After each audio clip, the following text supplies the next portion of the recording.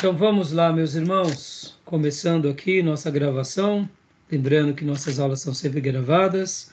Hoje é o nosso quarto dia de aula de introdução ao Novo Testamento 2. Já oramos, como é costume. Mais uma vez, graça e paz. Graças a todos. Amém. Continuando aqui no Novo Testamento, estamos trabalhando nas cartas paulinas. Falamos na última aula sobre 1ª, 2ª Coríntios. Hoje vamos falar sobre a Epístola aos Gálatas e Efésios, e se der tempo, tentaremos começar Filipenses. Mas de uma forma bem objetiva, hoje serão essas duas cartas. Quero ler um texto com vocês, de Gálatas, capítulo de número 6, versículo de número 7.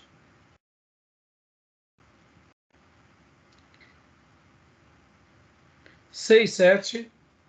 Depois quero ler mais 3 versículos com os irmãos.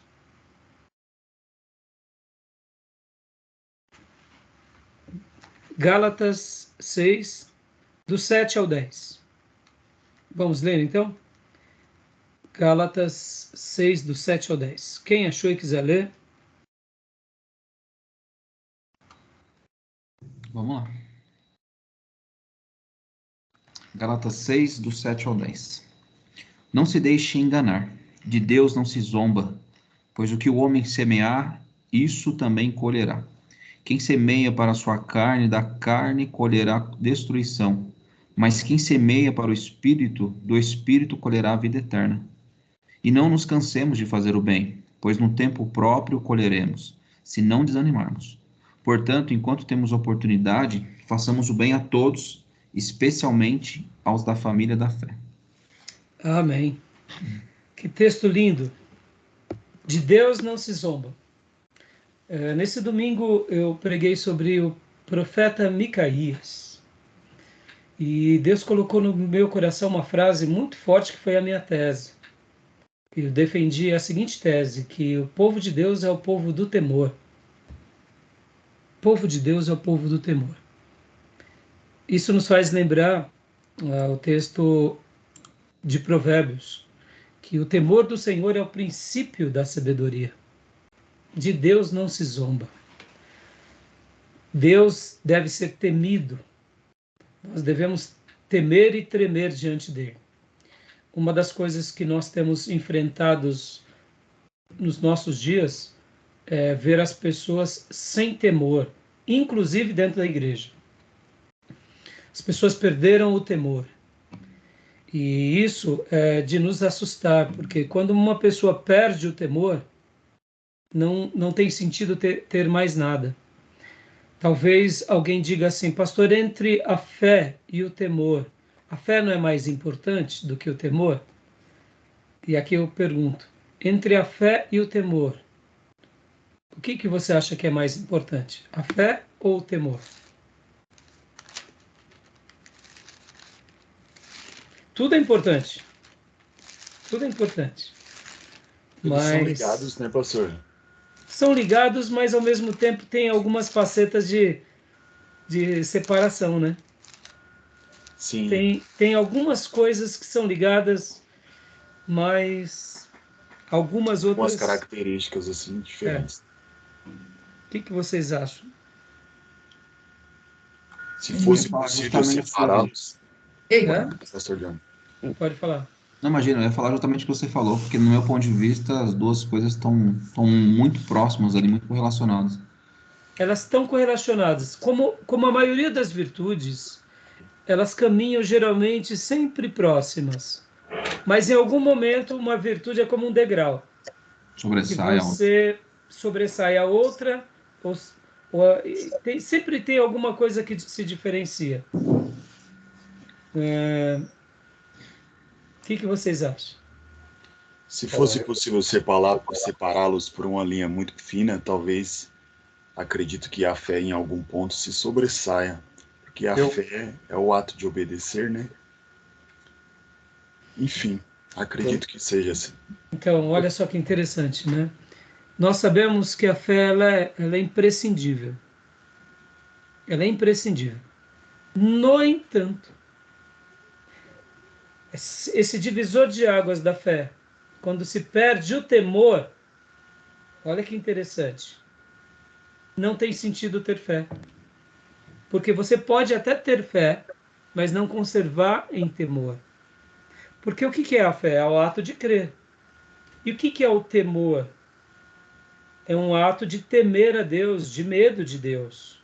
Porque eu posso até crer em Deus e não obedecê-lo. Pastor, eu não estou entendendo onde o senhor quer chegar. É bem simples. Tiago 2,19. Eu vou ler para vocês. Meus amados irmãos, tenham isso em mente. Sejam... Ah, não. 2,19. Está aqui. Você crê que existe um só Deus? Muito bem.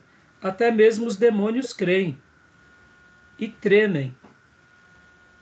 Eles tremem no sentido não do temor, como o temor que Deus pede de nós.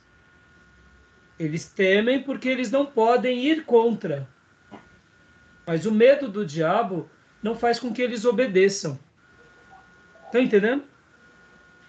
Pode ver, o diabo crê em Deus, mas não obedece.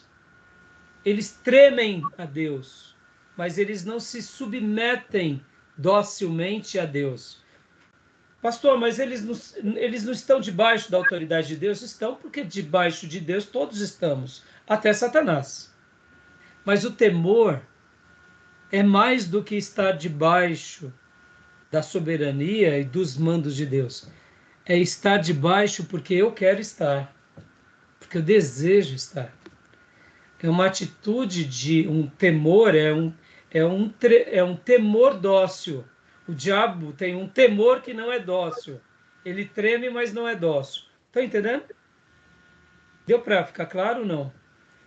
Pode ver, o diabo ele que nem aqui no caso, né, na NVI, diz que eles tremem. Outras versões vão dizer que, vamos pegar em outras versões, deixa eu ver aqui, Tiago 2,19. Como que está na versão de vocês?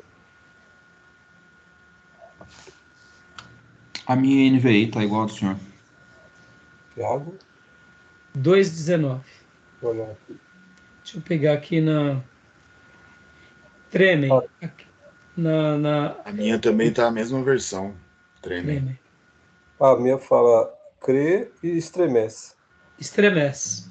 Eu acho que a melhor palavra, o melhor sinônimo, de fato, estremecer dá uma ideia até mais precisa no que eu quero dizer. Um bandido... Pode falar, Júnior. A ideia de estremecer é se impactar. Exatamente. Eles têm pavor, né? Pastor, a ideia que eu tenho, assim, de tremor e temor é que tremor remete a medo e temor a respeito. Por isso que você perguntou da questão respeito ou obediência, né? Aí você falou a fé e o temor. Gente, não tem como temer e não ter fé. É complicado. É que para nós o temor e o tremor, tanto o temor como o tremor, vamos dizer assim, são palavras sinônimas, que no caso de um filho de Deus, é porque quando a gente faz a leitura do temor e do tremor, pro filho é uma coisa e pro não crente é outra coisa, né? A ideia que eu tenho é que elas não são iguais, são palavras diferentes, assim, são só parecidas na fala, né? Sim. Também concordo, acho que, né? que aí o temor está ligado assim, ao amor, a uma fidelidade voluntária. É isso, não por obrigação. Exatamente. Eu não quero que a gente ame. Quem ama por obrigação não é amor. Exatamente. Então, por isso que o temor e o tremor têm essa diferença. São sinônimos, mas tem uma sutil diferença, né? Então, quando eu fiz a pergunta, na realidade, eu sei que pode ter gerado um pouco de dúvida, mas por que eu quis mencionar isso para vocês? Porque lá em Gálatas, quando a gente leu, de Deus não se zomba. e eu mencionei a mensagem de domingo mostrando que precisamos ser um povo de temor. Mas por que eu quis trabalhar agora aqui nessa ideia, né? Porque hoje o povo de Deus tem sofrido de uma ausência de temor. Pode ver. E o povo de Deus tem praticado muitas vezes, ou tem consentido com uma vida errada e estão ficando tranquilos. Não tem aquele temor verdadeiro, né? Que tem hora que também, irmãos, sejamos honestos, o temor e o tremor, mesmo sendo ato voluntário, de desejo, de um gesto de amor, tem horas que também temer não tem nenhum problema. Ter o medo de Deus não tem nenhum problema, né? Pode ver que Davi, quando ele viu que Deus puniu Uzá, ele teve medo de Deus. Ter medo de Deus, ter medo da santidade de Deus, ter medo do juízo de Deus, não tem problema. Então, eu quis só mencionar sobre isso aqui, porque eu quero que vocês lembrem disso. Por que eu estou falando isso? Nesses dias, a gente está vendo muitos servos de Deus se posicionarem em várias questões, e está parecendo que os servos de Deus estão, vamos dizer assim, está tendo uma briga e uma polarização violenta. Se nós falamos que somos contra, por exemplo, o casamento homossexual, tem pastores que estão achando que a gente está fazendo um discurso ridículo, ou seja, perdeu-se o temor. Ficou uma coisa absurda, né? A gente tem que aceitar certas coisas que a Bíblia vai contra, mas já que todo mundo está dizendo, não, isso não tem problema, quem fala o contrário está sendo mal visto, né? Ao mesmo tempo, a gente também tem que tomar cuidado, né, para a gente não ir para as brigas tolas, né? Não precisamos. Mas, voltando aqui à fé e o temor, né? A fé e o tremor. Satanás, ele treme. Satanás, a versão do Júnior, como que era mesmo, Júnior? Você tinha dito? Estremece. Estremece. Né? Mas isso não quer dizer que ele obedece de coração. Ele obedece porque ele é obrigado a fazê-lo, né? Então, perceba que a fé ela é imprescindível, mas a fé ela só vai ter esse significado pleno quando o nosso temor também for esse temor pleno, esse temor que realmente agrada a Deus, né? Tá bom? Então, que Deus restaure em nós esse temor, porque que nem o texto aqui diz, quem semeia para a sua carne, da carne colherá destruição, mas quem semeia para o Espírito, colherá vida eterna. Podem ver, irmãos, hoje as pessoas estão inconsequentes, fazem as coisas e parece que não vai ter juízo final, né? E a lei da semeadura aqui, ela é muito linda. Pode ver que Paulo aqui em Gálatas, ele está nada mais, nada menos do que ensinando os irmãos a praticarem a lei da semeadura. E aí ele vai desafiar por último para que a gente continue fazendo o bem, principalmente nos domésticos da fé, ou na família da fé. Porque se nós não tivermos essa visão com os nossos, como que a gente vai querer atender os de fora, né? Tá bom? Se eu quis fazer essa leitura, como é costume, e eu não sei se eu esclareci ou se eu deixei vocês em dúvida ou se eu causei confusão. Vocês ficaram... Deu para entender onde eu quis chegar? Deu sim. Deu? Maísa, Júnior, tranquilo? Deu sim. Tá bom. Então, vamos lá trabalhar então no livro de Gálatas, meus irmãos. Vamos lá? Joia? Júnior, eu acho que era o seu mesmo, viu, Júnior? Estava fazendo um chiado o seu microfone, viu? Deixar ele bloqueado vai ser um pouco melhor, tá bom? Então vamos lá, meus irmãos. Vamos lá, hoje vamos trabalhar no livro de Gálatas. Vai ser muito bom aqui, vamos pôr aqui. Pastor, Deixa eu compartilhar. Oi, pode falar. só para tirar uma dúvida antes de tudo, eu ainda continuo lendo o Panorama do Novo Testamento, do Robert Grund, que é justamente a segunda parte. O senhor chegou a passar algum outro conteúdo além desse? Não. Não é isso aí, né? Não. Tá. Agora continua lendo. Quem tem esse material ótimo. Quem não tem, providencia os outros livros para lerem as 200 páginas dessa matéria. Cada bloco, no mínimo, 200 páginas. Quem ler mais, depois, quem acabar lendo mais, eu acabo considerando mais pontos, tá bom? Beleza, meus irmãos? Tudo bem? Tranquilo? Obrigado. Joia? Alguma outra dúvida, meus irmãos? Então, vamos lá. Essa era a minha dúvida também, mas a senhora esclareceu. Já tirou. Esclareceu, né? Então, 200 páginas, sempre, no mínimo, cada bloco. Eu preciso passar algumas tarefas extras para vocês. E nesse bloco aqui, nessa matéria, eu gostaria que vocês fizessem um trabalho de um dos livros.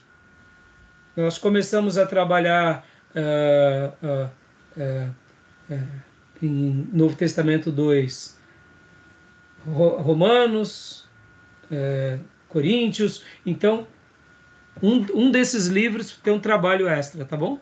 Que nem foi no Antigo Testamento 1 e 2, tá? Mas depois a gente... Pode falar. Desculpa interromper. O senhor falou que ia mandar o trabalho do irmão para a gente ter uma referência, do irmão Júnior, aquele que ele fez do Velho Testamento. E aí eu não sei se o senhor mandou. Se o senhor mandou no grupo, eu não achei. Não, eu acho que eu acabei não mandando, né? Ou então o irmão pode mandar para a gente também. O senhor falou, se espelhe. Isso, publica. Vocês fazerem o de vocês. Não que sejam para copiar, né? Mas para a gente sim. Ter uma noção, né? Isso. Tá bom? Publica no grupo depois, tá, Júnior? Tá bom. Fechado. Então, meus irmãos, olha, eu não quis aqui, voltando só mais uma coisa. Quando eu falei sobre a fé é imprescindível, a gente não vive sem fé. Mas por que uma pessoa ela acaba indo para o inferno mesmo com fé? Porque ela perde o temor. Como os demônios. Eles continuam crendo, mas não temem. Eles acabam se submetendo à marra, não de coração. E podem ver que o temor tem que nos acompanhar. Não esse temor pela obrigação, não estremecer pelo estremecer. O estremecer faz parte, mas o temor é esse ato voluntário de entrega. É esse gesto que diz, sim, Senhor, é isso que eu quero. Eu gosto muito da expressão quando nós estudamos sobre submissão. Existem duas palavras que explicam muito bem essa questão da submissão. Geralmente, nos nossos dias, na nossa sociedade contemporânea, quando uma pessoa fala assim, eu não vou ser submisso a você, ela não sabe o que ela está dizendo. Ela faz uma leitura da submissão à subserviência. Há uma grande diferença entre submissão e subserviência. Quer ver? Pastor Júnior, Pastor Johnny, você tem 2 filhos, não é? Uma menina e um menino, não é isso? Exato, casalzinho. Casal. Você conduz eles em submissão ou em subserviência? Submissão. Ué, mas tem diferença? Tem. Porque eu fiz a pergunta, que quando a gente tem um filho, a gente quer ensiná-los, eles a terem submissão, não subserviência. O que seria a submissão e o que seria a subserviência? É a nossa liderança em amor. E é o ato deles serem liderados também com disposição favorável. Olha que interessante. O que é a submissão? É eu aceitar aquele que me lidera de forma favorável, de forma dócil. Debaixo da missão D, né? Como? Debaixo da missão D. Exatamente. Então, a submissão hoje ela é mal compreendida. O marido que fala para a mulher e a mulher fala, eu não vou ser submissa a você, ela está tendo uma leitura de subserviência. Uma ovelha que chega para o pastor e diz, eu não vou ser submissa ao senhor, ele está fazendo uma leitura errada. E se o pastor pede também, ao invés de pedir, paz, minha irmã, tudo bem, Luiz? Como vai você? Olha. Responde? Então tá bom. Boa noite, filha.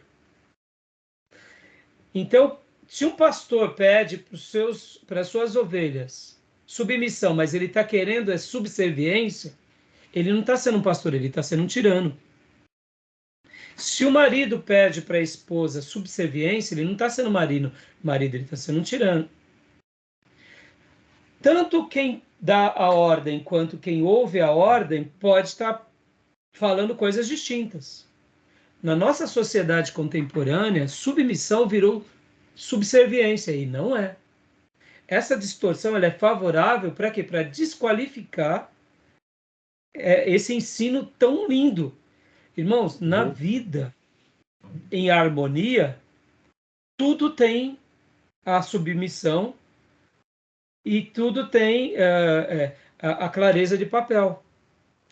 A subserviência ela deve ser exercida em casos extremos, no caso, quando há uma força maior, no caso, por exemplo, quando um policial captura um bandido. Ali é subserviência. Mãos ao alto. Mão na cabeça. Ali é subserviência. Ali é uma rendição na marra. Mas isso faz parte.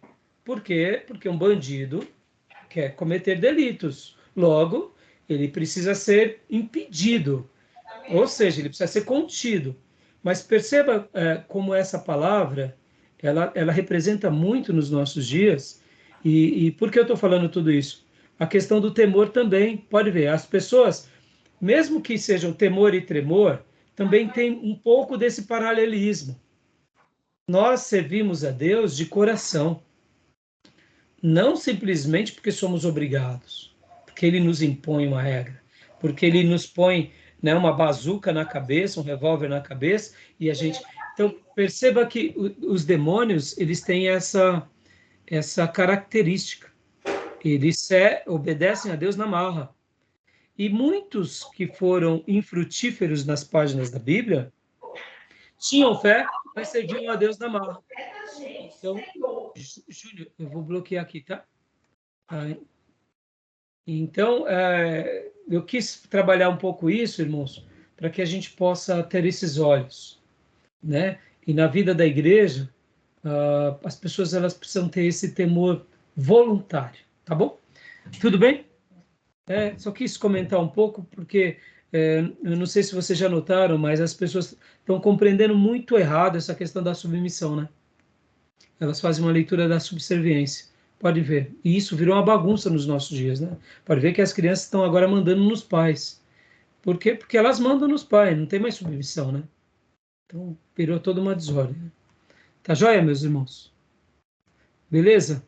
Vamos lá, então, para o compartilhamento aqui da parte dos Gálatas. Joia. Gálatas, aspectos históricos, culturais e teológicos. Quer ler para nós, Júnior? Hoje a pauta será esses assuntos. Já foi. Agenda, né? Seu autor, a Galácia e seus habitantes, a Igreja da Galácia, propósito, data e local, destaques. Joia. Seu autor, vamos lá. Pode continuar, Júnior. Seu autor, Paulo, que se identifica duas vezes. Paulo, apóstolo não da parte de homens. Fecha aspas. Eu, Paulo, vos digo, fecha aspas. 5:2, né? Isso, Ou seja, nessas duas citações está clara que foram citações do próprio Paulo, tá bom? Continuando, Júnior.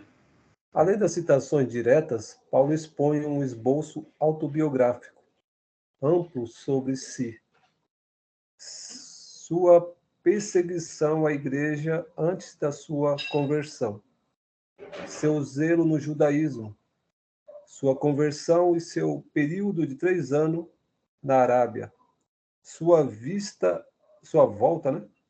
Sua visita, né? Sua visita a Jerusalém, por um período de 15 dias. Sua nova visita a Jerusalém, 14 anos depois. Radicais da escola de Tubingen expressa dúvida quanto à autoria de Paulo. Olha que interessante, né, irmãos? Aqui, nesse segundo bloco. Então, em primeiro lugar, Paulo, ele mesmo, se auto-intitula o escritor, por 2 vezes. Mas, além disso tudo, ele faz essa exposição de várias experiências dele, e é aqui em Gálatas que a gente faz aquela correlação. Lembram da mensagem do pastor reverendo Hernandes Dias Lopes, que ele falava sobre Paulo indo para Jerusalém, depois estava em Tarso, depois aqueles períodos, depois ele ia para o deserto da Arábia, volta para Jerusalém, tem um momento com os apóstolos. Então, diante dos textos aqui de Gálatas, os textos de Atos e algumas outras passagens, nós podemos então montar uma biografia de como foi a formação de Paulo e como foram as experiências dele. E essa citação própria aqui em Gálatas 1 é bem interessante, porque nós estaremos vendo que uma das propostas do livro de Gálatas era combater uma corrente herética que estava surgindo no meio da igreja. Então, Paulo, de contrapartida, faz aqui uma própria declaração dele, ensinando aquela igreja a olhar um pouco para ele, para mostrar um pouco do seu currículo. E não somente isso, mas mostrar também o seu tutor. Porque Paulo, como de fato ele era um fariseu de fariseus, da tribo de Benjamim, ensinado aos pés de Gamaliel, ele poderia ser um judaizante, ele poderia ser um herético muito melhor do que qualquer um daqueles judeus ou daqueles cristãos que estavam se enveredando por uma doutrina judaica. Então Paulo, ele, ao fazer essa sua autobiografia, ele estava dizendo o seguinte: olha, alto lar, se alguém sabe da fé judaica, sou eu. Se alguém poderia estar desejando colocar algo novo, sou eu. No entanto, eu quero dar um pouco o meu currículo, eu quero dar um pouco o meu tutor, quero dizer para vocês aonde eu aprendi e eu quero mostrar para vocês o que de fato importa. E aí, é por isso que fica bem claro agora o versículo de número 6 do capítulo 1. Vamos ler? Olha só. 1:6 de Gálatas dá uma ideia muito legal sobre essa questão do porquê Paulo está fazendo essa defesa. Paulo aqui está cravando uma estaca, mostrando para eles o que nós acreditamos, o que nós pensamos, como que devemos agir e como devemos crer. Tá? Então, vamos ler aqui Gálatas. Então, Gálatas 1, do 6 em diante. Vamos ler do 6 até o 10. Pode ler para nós, Maís? Sim. Admiro-me de que vocês estejam abandonando tão rapidamente aquele que os chamou pela graça de Cristo, para seguirem outro evangelho, que na realidade não é o evangelho. O que ocorre é que algumas pessoas estão perturbando, querendo perverter o evangelho de Cristo. Mas ainda que nós ou um anjo dos céus pregue um evangelho diferente daquele que lhes pregamos, que seja amaldiçoado. Como já dissemos agora e repito, se alguém lhes anuncia um evangelho diferente daquele que já receberam, que seja amaldiçoado. Acaso busco eu agora a aprovação dos homens ou a de Deus? Ou estou tentando agradar a homens? Se eu ainda estivesse procurando agradar a homens, não seria servo de Cristo. Ou seja, Paulo está deixando aqui muito claro que outro evangelho, diferente daquele que nós estamos pregando.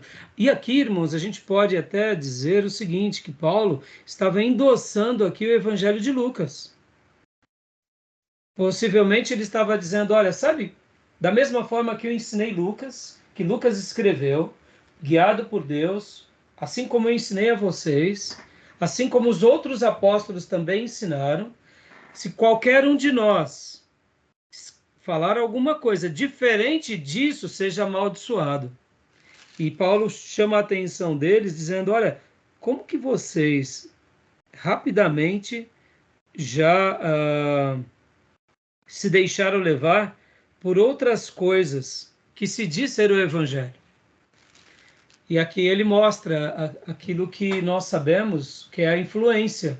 Por exemplo, Paulo está dizendo, olha, do que me vale estar agradando as pessoas? Eu estou aqui para agradar a Deus.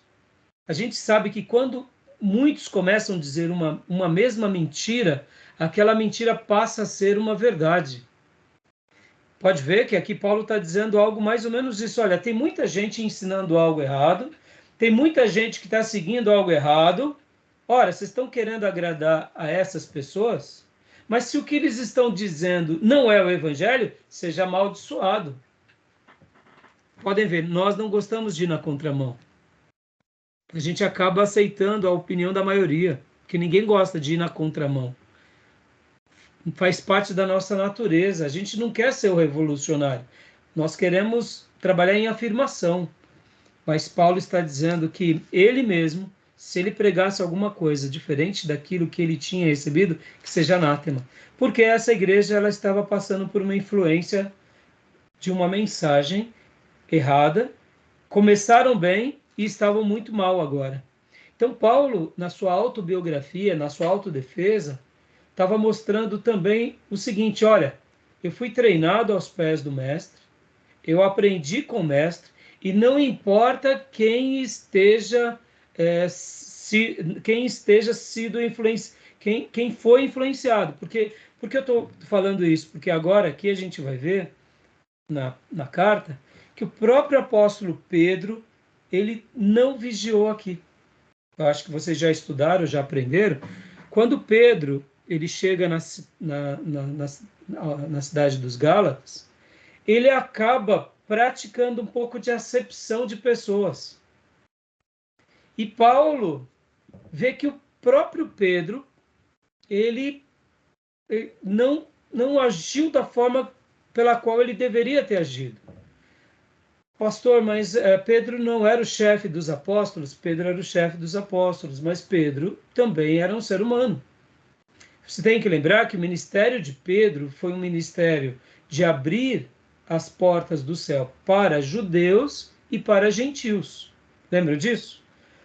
Jesus disse: Pedro, as chaves do reino eu estou te dando. Você vai estar com as chaves do reino. Dando aquela ideia, depois da minha partida, Pedro, Jesus dizendo para Pedro, você vai ser o responsável dos apóstolos e na igreja primitiva você vai ser o primeiro líder. Então as chaves do reino vai estar nas tuas mãos. Não que era uma exclusividade de Pedro apenas, mas Pedro representava a liderança apostólica. E podem ver que no Pentecostes, Pedro realmente abre essas portas aos judeus e depois, em Atos, Pedro abre essa porta com Cornélio, gentios. O Espírito Santo cai sobre judeus e cai sobre gentios. Depois cai sobre os samaritanos e vai sendo derramado sobre outras pessoas. Os apóstolos, então, vão fazendo essa obra, mas Pedro é aquele que abre as portas do reino de Deus para judeus e gentios. Só que vocês vão se lembrar que Deus separa Paulo como apóstolo aos gentios. Pedro era apóstolo aos judeus. Podem ver que Pedro, não é que ele era só aos judeus, mas Pedro, ele continua apacentando em Jerusalém, ele fica em Jerusalém. Então, dá para ver que a vocação de Pedro é mais com os judeus. E a vocação de Paulo é mais com os gentios. Está claro isso para os irmãos? Tudo bem até aí? Por que eu estou falando isso? Porque na leitura da carta aos Gálatas, vai ficar claro que Paulo vai a Pedro e repreende Pedro. E Pedro, é isso que entra a grande beleza de um homem cheio do Espírito Santo. Pedro, ao notar que ele estava agindo errado, ele permite ser corrigido por Paulo. Ele dá a mão à palmatória. Isso que é o mais lindo. Não é que Paulo também aqui, ele abusa, ele tem aquela atitude tirânica. Não, mas ele viu que Pedro estava fortalecendo a divisão. Pedro estava ficando mais com os judeus e deixando mais os gentios de lado. E quando esses judeus diziam, ora, se eles são crentes, eles têm que praticar a lei. Pedro ficou meio calado, tipo, e agora? O que eu faço? Então, eles têm que praticar a lei. Mas isso para Pedro era fácil, porque Pedro era judeu de nascimento. A vida de Pedro foi crescer e viver durante a sua vida toda onde? Na Palestina, em Israel, em Canaã. Pedro não viajou para Tarsis. Pedro depois foi para Antioquia da Síria e depois começou a fazer algumas viagens em outras nações, mas depois. E Paulo? Paulo já circulava no mundo gentil. Paulo tinha uma interação muito boa com gentios, com gregos, com romanos, com outras nações. Então, quando Deus de fato separa Paulo para os gentios, e o próprio Jesus prepara Paulo para os gentios, Paulo ele tinha uma clareza muito nítida de como esse evangelho, que tem como fundamento a tradição judaica e agora cristã, iria se aplicar num gentio. Por isso que Paulo faz essas pontes com muita clareza. Já Pedro fazia parte da história de Pedro, o mundo judaico, a prática judaica. Então, quando ele começa a ter uma experiência transcultural, ele acaba não tendo uma atitude como era de Paulo. E por isso que Paulo corrige Pedro, e Paulo, ao corrigir Pedro, Pedro vê que realmente ele está errado. E ele dá uma mão à palmatória. E é nisso que o texto de Gálatas acaba sendo até mais forte. Essa autobiografia, essa defesa paulina, acaba tendo mais peso ainda. Porque é como se Paulo estivesse dizendo, pessoal, qualquer coisa fora do evangelho é maldição. Se eu mesmo, ou qualquer apóstolo, falar alguma coisa, é maldição. Pedro não vigiou, Pedro está errado. Eu estou corrigindo Pedro, então, prestem atenção. O evangelho é só isso. Não precisamos de mistura. Quarta-feira passada, a nossa irmãzinha foi passada? Foi? Ou foi retrasada que a Aline pregou? Acho que foi passada. A líder dos jovens, a esposa do nosso ministro de música, ela é líder dos jovens e líder também das crianças. Ela pregou uma mensagem tão linda, mas eu amei uma frase que ela disse. Ela disse assim, sabe, irmãos, Jesus não precisa de mistura. Só Jesus basta. A gente não precisa de colocar mais nada com Jesus. Jesus sem mistura. Pode ver, a gente quer enfeitar o pavão, né? A gente precisa enfeitar o pavão. A gente precisa Jesus e uma tradição, Jesus e um credo, Jesus e um dogma, Jesus. Irmãos, Jesus é o pão de Deus, só ele nos basta, não precisa mais nada. Então, o que Paulo está dizendo aqui para os Gálatas é: Jesus nos basta, o evangelho dele nos basta. A gente só precisa fazer a aplicação correta da base judaica. Porque se a gente não fizer a aplicação correta, a gente se envereda para uma heresia. E essa heresia tem forma e tipo de um novo evangelho, mas ele vai ser algo maldito. Tá bom? Tudo bem até aí? Beleza? Como a gente viu aqui há pouco, irmãos, há uma escola em alemão, que é essa escola de Tübingen, que ela, na realidade, o Tübingen, não sei qual que é a pronúncia correta, né? Esse que vai questionar a autoria paulina, tá bom? Beleza? Tudo bem até aí? Alguma dúvida, irmãos? Não? Tranquilo? Podemos prosseguir? Vamos lá.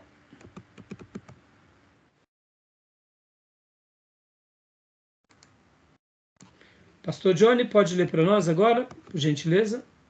Posso sim. Espera aí. Aqui. A Galácia e os seus habitantes. Galácia do Norte, Galácia étnica. Povoada pelo movimento migratório dos gauleses, descendentes de Gomer, desde o ano de 278 a.C.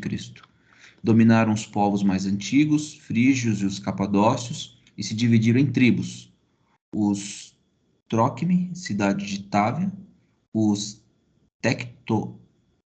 Tectosages, cidade da Ancira, e os, meu Deus, é um trava-língua, né?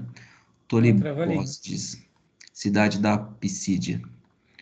Ou seja, dá uma pausa aqui, pastor, por favor. Olha, aqui, ó, Antioquia da Síria, aqui é a Palestina, Israel. Aqui, ó, Tarsus. E aqui a Galácia. Então, essa região da Galácia, irmãos, aqui a gente tem que lembrar que é Anatólia, a Ásia Menor, tá? Essa região aqui é a Ásia Menor, é parte da Ásia. Então, Galácia, parte norte, Galácia do Norte. E temos agora aqui a parte do sul, Galácia do Sul. E a gente vai ver que essa carta, ela é escrita, né, de fato, a todos esses povos. No entanto, vai ter uma discussão para quem Paulo, de fato, estava se dirigindo. Seria a todos ou seria a um grupo? E se fosse a um grupo, qual a probabilidade de ser esse grupo?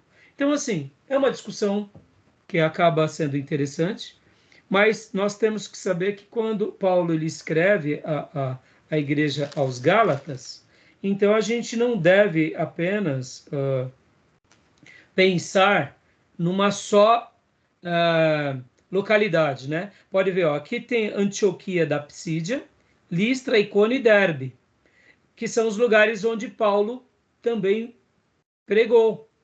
Então, todas essas igrejas e comunidades que ele ganhou para Cristo, a gente pode dizer que essa carta era para a região aonde Paulo tinha ido. Mas, pastor, e ao norte? Não tinham os gauleses? Tinha.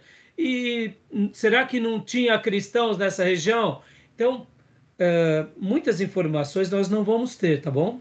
De qualquer forma, essa informação aqui ela é bem interessante, porque quando a gente pensa na Galácia do Norte, é a parte mais étnica. E a Galácia do Sul tem uma questão mais política, a gente vai ver agora aqui. Então, pensem também da seguinte forma, eu gosto dessa comparação. Hoje, aqui em São Paulo, nós temos uma comunidade muito grande nordestina, né? Vamos lá. Há quem diga que para cada... Eu não lembro agora a piada, como que era a piada, mas era mais ou menos assim.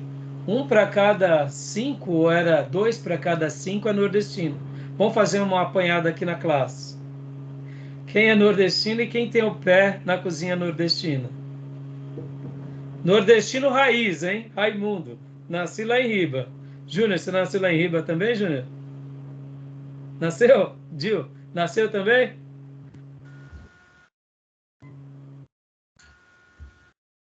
Pode falar, Gil.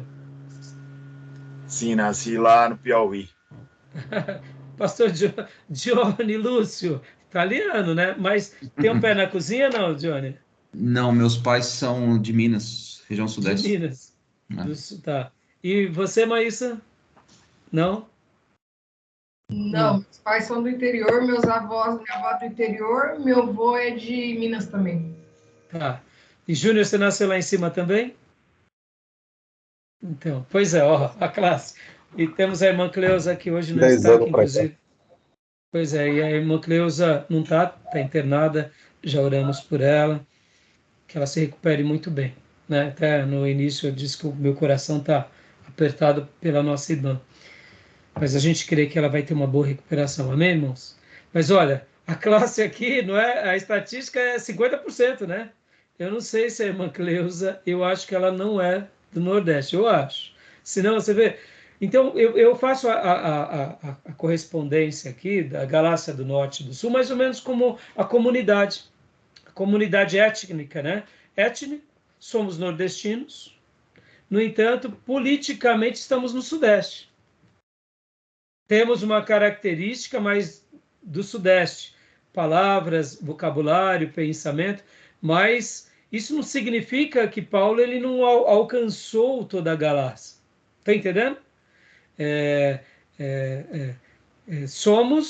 Estamos num outro contexto, mas pertencemos àquela etnia, né? Então é interessante isso. Então a questão da discussão ela é válida, mas pensem assim, Paulo estava se dirigindo àquela comunidade. E vocês têm que lembrar, irmãos, que uma igreja ela não necessariamente era um templo, tá? Paulo ia primeiro para a sinagoga, pregava na sinagoga, incomodava os judeus, depois ele era convidado a se retirar, e a partir dali ele ia ganhando pessoas, e essas pessoas se reuniam nas suas casas. E esses grupos, geralmente, iam sendo nutridos e mantidos e cuidados entre eles, e os líderes iam nascendo entre eles. Então, quando Paulo se dirige à igreja aos Gálatas, é uma comunidade. Não é necessariamente uma igreja local, mas é uma comunidade que estava naquela região. Tá bom? Tudo bem? Alguma dúvida até aí? Tranquilo? Continuando aqui. Pastor Johnny, pode continuar? Então, Galácia do Sul, por favor. Galácia do Sul. Galácia política. Formada em 25 a.C. pelos romanos, foi levada à condição plena de província romana por Augusto. Era nessa região que ficavam as cidades que Paulo havia visitado em sua primeira viagem missionária, como Antioquia da Pisídia, Icônio, Listra e Derbe. Olha que interessante, irmãos. Quando a gente fala de política, olha só como que é interessante, né, irmãos? Quando você estabelece uma base política, você estabelece uma economia, você se posiciona de uma forma, eu diria, vamos dizer assim, né? Com um apoio governamental, mesmo que ainda seja tudo a mesma cidade, uma região que pertença, né, à Galácia, mas ainda assim elas vão ter as suas divisões. Isso é muito fácil de ser compreendido, irmãos. É o que acontece, como há pouco eu falei da questão da imigração, né? De um povo, de um estado para outro estado. Porque é o mesmo povo, mas quando ele está numa outra região, ele vai trabalhar em alguns lugares, ele vai empreender naquele lugar, ele vai comercializar naquele lugar.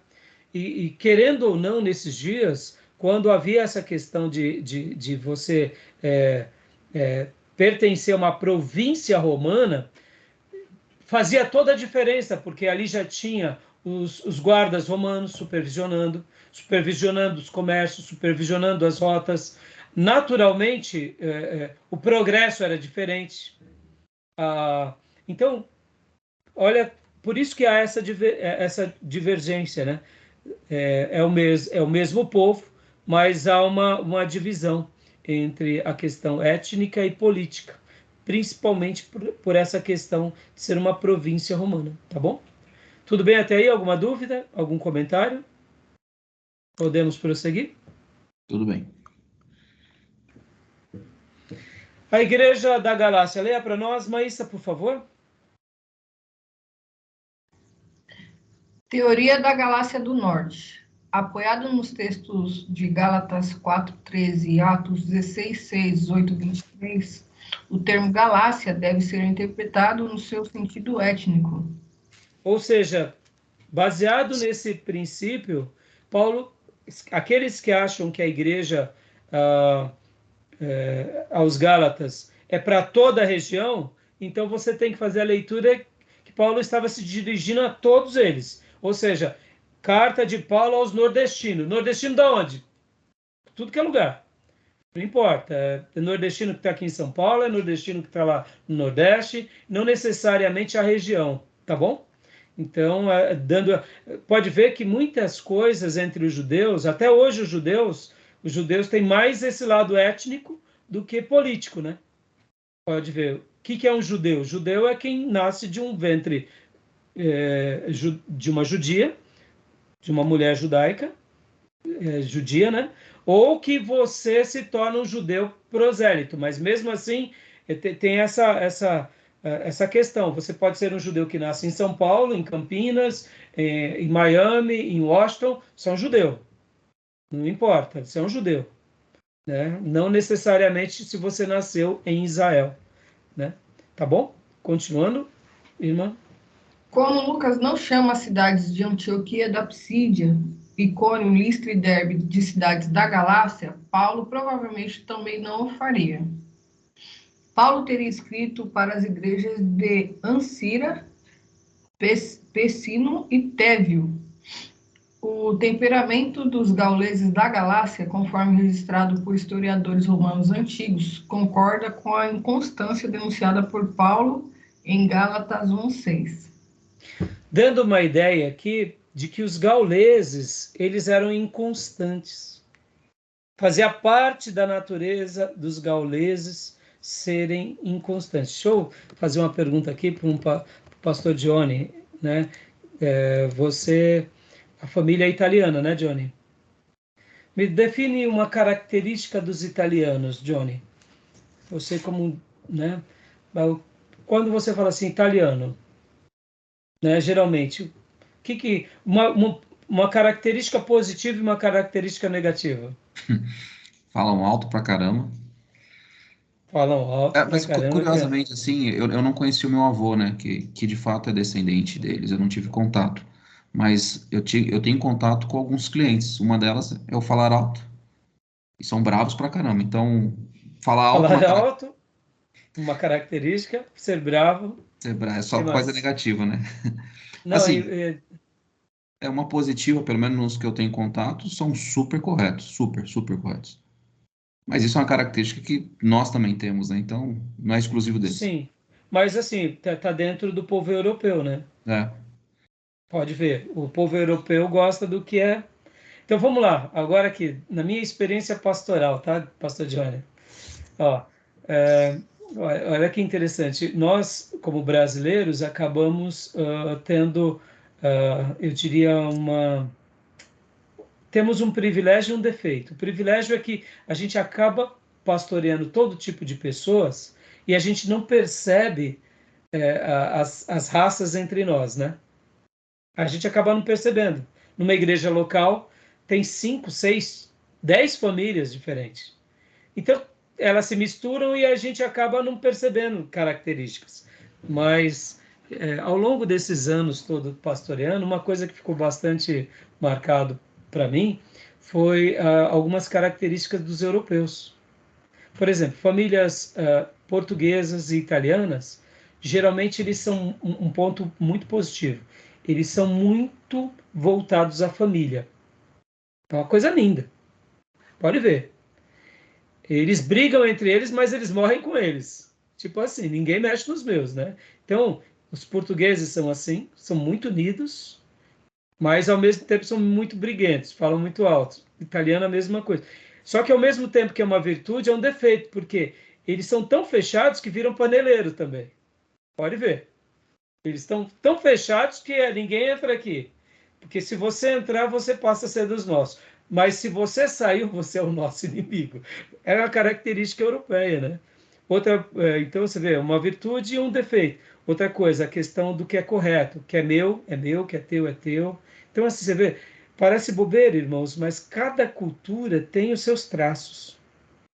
Uma outra característica dos europeus, né? Você pode ver, na história do povo europeu, é um povo de muita conquista. É um povo muito para frente da maioria dos povos. Logo, ao mesmo tempo, eles se perdem também muito no orgulho, né? Pode ver, eles sabem, são bons, eles são independentes, eles são desbravadores, eles conquistam as coisas. Então, isso tem um lado bom, são conquistadores, mas tem um lado mal. Qual que é o lado mal? Né? Que muitas vezes acaba se tornando muito orgulhoso, né? Eu consigo tudo sozinho, eu não preciso de ninguém. Já o nordestino, por exemplo, também é a mesma coisa. O nordestino também tem as suas características. O povo que nem a Maísa, né, que tem a descendência africana, também tem as características, as virtudes e os defeitos. Cada um. Mas pode ver, o brasileiro é uma mistura de tudo, né? Então, os gauleses, eles tinham uma característica, eles eram inconstantes. Vamos lá. Nessa questão da inconstância, o brasileiro ele é mais constante ou ele é mais inconstante? O que vocês acham? Inconstante. O que vocês acham, irmãos? Isso aí está ligado à disciplina, porque veio uma missionária aqui, ela está falando que geralmente o brasileiro desiste logo, ela quis dizer. Já o europeu não, ele é muito disciplinado, é muito, sabe, acho que a guerra, essas coisas, fez eles, forjou muito isso. E o que você acha, Jill e Johnny? Constante ou inconstante? O brasileiro é constante ou inconstante? Pode falar, pastor. Eu acho que é inconstante. Inclusive, eu ouvi uma pessoa falando sobre, bom, enfim, atos proféticos, cura e não sei o quê, e ela falando que depois de orar para algumas pessoas, ela tem que pedir, pelo amor de Deus, para a pessoa levantar, porque senão não levanta. Isso simboliza um pouco da inconstância e também um pouco de serem estagnados, né? Dependência, né? Eu Total. preciso que alguém me leve. É. Gil? Bom, aí depende muito, né? Tem um ditado que diz que o brasileiro, ele não desiste nunca. Mas é claro que isso vai depender muito do que se refere, né? Mas eu também Sim, acho sim. que, em relação à maioria das coisas, nós somos, como brasileiros, Inconstante. inconstantes. O povo brasileiro dizem que ele é preguiçoso, não, ele é trabalhador, mas no que se diz com relação, comparativamente, aos europeus, de fato, nós somos inconstantes. Por quê? Tem uma explicação, irmãos. É muito interessante. Nós temos três raízes, pelo menos. Nossa formação tem três raízes. A europeia, que ela é mais racional, isso é uma característica. Temos a outra, que é a africana, que eles podem ver, irmãos, porque os europeus trouxeram os escravos africanos para trabalhar aqui? Porque são muito dedicados. Você acha que os europeus não tentaram dominar os índios, fazendo com que eles virassem escravos? Claro que tentaram, mataram o índio, mas índio ele tem uma característica que ele é livre. Ele prefere morrer do que mudar a sua natureza. Então, nós temos esse lado mais racional, mais europeu, porque o europeu tem esse lado mais racional. Temos o lado mais da disposição, da conquista, da coragem, do trabalho, pode ver que no esporte, irmãos, quase que na sua grande maioria, os negros detonam. Pode ver que quando se trata de boxe, quando se trata de vários esportes de explosão, o branco ele se dá bem quando é coisas de resistência. É o corpo, né? O corpo tem uma explicação. Biologia, genética, A biologia, a genética. Agora, olha que interessante. O outro, então, nós somos europeus, nós somos africanos e nós somos índios, brasileiros, ameríndios. Nessa mistureba toda, a inconstância se dá mais por causa dos índios brasileiros. Pastor, mas por quê? Porque não é porque eles são... o índio, na sua essência, ele é um ser livre. Ele faz o que ele sente vontade. Deu vontade de caçar, ele caça. Não deu, ele não caça. Pode ver que na nossa cultura brasileira, a gente tem que saber fazer essa leitura desses três povos. Então, essa mistura, querendo ou não, está entre nós, né? Então, é um índio que se mistura com o africano, é um índio que se mistura com o europeu. Então, é uma pessoa branca, mas ele tem todo um DNA de seguir o vento. Gosta de trabalhar na rua, não gosta de ficar preso no escritório. É a nossa construção, né? A gente não percebe esse detalhe, mas isso está entre nós o tempo todo. Então, essa mistura, e quando você pega um índio com um africano, então aí, por exemplo, vai mais para as origens mais ancestrais. Já o lado europeu, ele pode ver, ó, o sul do nosso país, como que é o sul? Não é um gueto fechado? Rio Grande do Sul, Paraná, Santa Catarina, não é assim? Por quê? É europeu. Predominou a cultura europeia. Já o Sudeste, juntamente com o Nordeste, já é mais uma mistura. Já agora o Amazonas, a parte do Mato Grosso, já tem as características mais indígenas, mais raiz, misturando. Então, assim, essa inconstância não está ligado porque a gente é preguiçoso, vagabundo, mas está ligado a seguir as emoções. O índio segue o quê, irmãos? Ele segue as emoções. Pode ver, o índio ele é voltado para aquela questão mais mística, mais da natureza, mais de uma vida mais livre. Você não acorrenta um índio. Hã? Naturalista. Tem a ver. Agora, olha só que interessante. Vem o evangelho de Jesus para esse povo tudo misturado. Está entendendo a bagunça? Por isso que a gente também, como igreja, a gente tem que saber fazer uma leitura. Por que o irmão é como é? Deixa eu até abrir meu coração aqui com vocês. De vez em quando eu estou conversando com alguns obreiros da igreja, e aí eles estão meio bravos com alguns irmãos, falam assim, irmão, deixa, o irmão é de lua. Eu falo desse jeito. Mas como assim, pastor? Eu falo, não, depende da lua. Não sei qual é a lua que ele é, mas tem hora que o irmão tá uma beleza, mas tem hora que tá com a macaca. Tá com a macaca. Aí tá com a macaca, você tem que deixar o irmão lá. É meio de lua. Se você vai apertar, espana. É o lado do índio. Não dá para. O europeu você já aperta e ele responde à altura. Quer ver outra cultura que responde a muita disciplina, irmãos? O africano responde também. Mas olha, na mistura já vira um baiano, né? Pode ver, o baiano é o típico, o afro com o índio, né? Pode ver, é mais solto, o baiano tem uma característica própria, é uma coisa engraçada, né? Agora, uma cultura que ele é voltada à disciplina. Hã? Eu quero uma rede. Uma cultura que é muito voltada à disciplina são os orientais, principalmente os asiáticos. Não, é o que é certo, não importa. A emoção diz, mas não diz muito. No nosso caso, o sul-americano, pode ver, o sul-americano não é caliente, não é apaixonante, não é emotivo. Aí mistura com esse índio que é o espanhol. Pode ver, irmãos, como essas coisas elas são determinantes na cultura de um povo. A gente não percebe isso. Mas ao falar aqui... É sanguíneo. Exato. Ao falar aqui um pouquinho, fazer uma correspondência com os Gálatas, a gente até começa a ser mais a nossa crítica aos Gálatas diminui, né? Tá entendendo? Quando a gente faz esse comentário aqui, ó, de 10 minutinhos aqui, fazendo esse apanhado básico, isso aqui não é discussão sociológica, é só uma identificação de um detalhe. Já muda muito a nossa compreensão. Uma outra característica, irmãos, os índios, eles não são místicos? São. Os africanos também não têm a sua religião afro? Olha a mistura. A igreja, quanto mais mística, mais força ganha onde? Dentro desse contexto. Quem é que tem mais força no Brasil? O tradicional ou o pentecostal? Entendeu? Assim diz o Senhor, ou vamos ler um texto da palavra? Vamos ler um texto da palavra. A palavra diz: não, meu irmão, vamos lá, vamos orar, ergue a mão, levanta a mão e começa com coisas mais espirituosas. O irmão, você pode estar falando besteira, dá ouvido, porque a raiz afro, que tem a ver com essa questão mais mística, e a raiz indígena. Nessa hora, o lado europeu fica de lado. O lado racional. Racional, né? O racional. Né?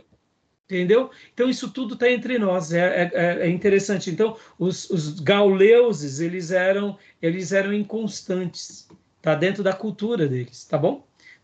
Bom, irmãos, eu vou parar aqui a gravação e a gente vai abrir uma nova gravação. Mas antes de eu parar, alguma dúvida até aí? Não, só para lembrar aí você da história, que tentaram escravizar o índio, se deu mal os europeus, porque o índio conhecia a mata como ninguém achava mais o índio. E os africanos vinham para cá, não conhecia.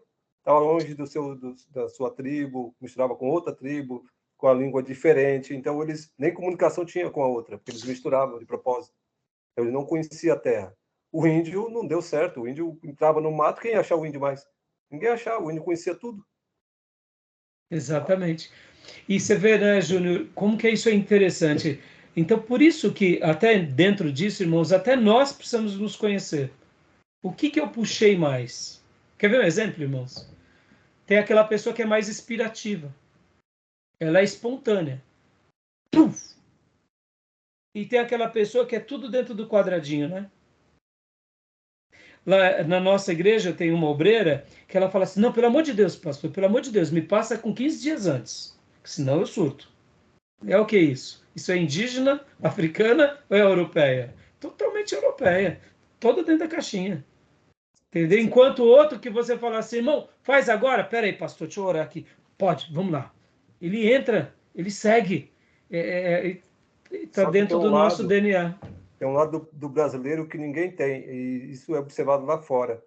A racionalidade do alemão, o japonês, segue o manual, E às vezes não dá certo. O brasileiro não, ele tem um plano B.